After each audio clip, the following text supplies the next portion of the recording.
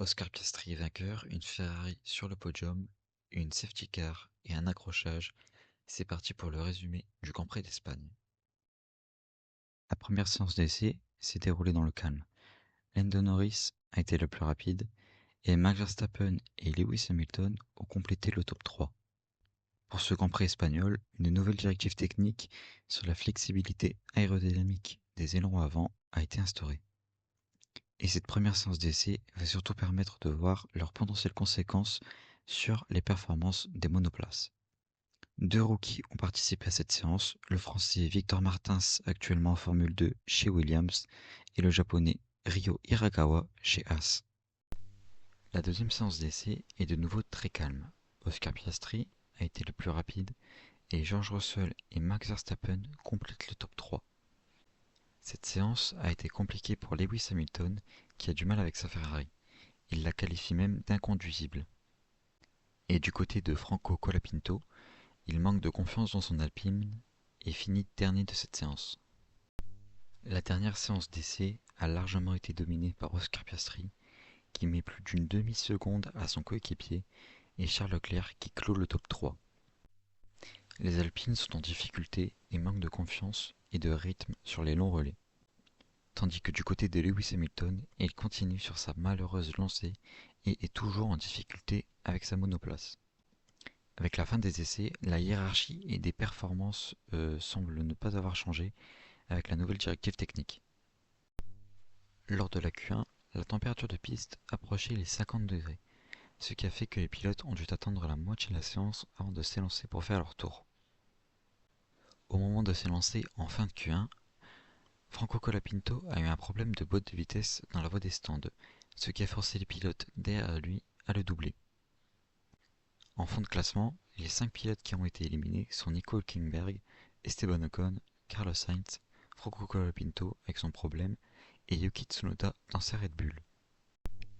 Tout comme lors de la Q1, Oscar Piastri domine la Q2, suivi par son coéquipier Lando Norris. Les éliminés de la Q2 sont Albon, Bortoleto, Lawson, Stroll, Biermann. En Q3, Lando Norris a été le premier des pilotes à se lancer pour un dernier tour chrono. Il a amélioré son premier secteur, mais a perdu du temps dans le second, tandis que son coéquipier fait mieux en étant le plus rapide sur les 3 secteurs, ce qui va lui permettre de signer la pole position. Pour ce qui est du reste du peloton, Hamilton est remonté 3ème, mais Verstappen fait un meilleur tour que lui et le dépasse. Puis Russell va s'intercaler entre les deux avec un magnifique tour. Leclerc quant à lui partira 7ème lors du Grand Prix car il est resté dans les stands pour économiser un train de pneus soft. Ce dimanche, la météo était au beau fixe. Lance Stroll a dû déclarer forfait la veille, dû à une douleur au poignet, ce qui fait qu'il n'y aura que 19 monoplaces lors de cette course. Au départ, tous les pilotes étaient chaussés de pneus tendres, à l'exception de Yuki Tsunoda qui lui partait des stands en pneus médium. Lors du départ, Piastri conserve la tête de la course pendant que Norris se fait dépasser par Verstappen. Derrière, les Ferrari de Leclerc et Hamilton doublent Russell dans le premier tour. Les deux Ferrari se battent entre eux, Leclerc mettant la pression sur Hamilton jusqu'au 10e tour où une consigne d'équipe fait changer les positions. Du côté de Norris, il remonte doucement sur Verstappen et le dépasse au tour 12.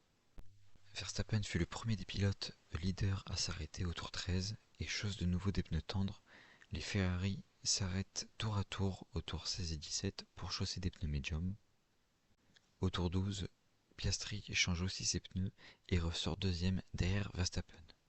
Au tour 29, c'est le retour de Max dans la voie des stands et chausse cette fois-ci des médiums mais ressort derrière Leclerc. Piastri reprend la tête.